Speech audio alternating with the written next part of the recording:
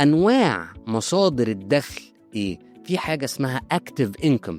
الاكتيف انكم هو الدخل اللي بيجي لك لما بشتغل باخد دخل، يعني شغل ثابت، فريلانس، بعمل حاجة باخد مقابل، شغل إضافي اشتغلته فهاخد مقابل.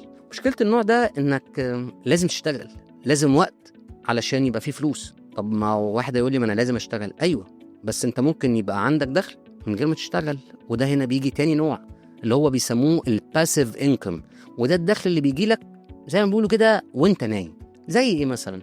زي الإيجار، استثمار بسيط، قناة على اليوتيوب، صفحة فيسبوك، بتعمل محتوى، مشروع صغير تعمله لوحدك كده على جنب، ما بتاخد نسبة من بيع في حاجة، بتبيع حاجات اونلاين، بتبيع كورس اونلاين، لأن الكورس بيتعمل مرة بس بيتباع 100 مرة. وده أقوى دخل على فكرة وأهم دخل اللي هو الباسيف. طيب إيه تالت نوع؟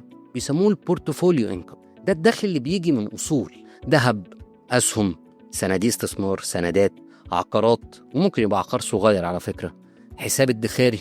مش لازم حاجة، يعني مش لازم تبدأ كبير، بس المهم إنك تبدأ أصلا، لأن هي دي الأهم.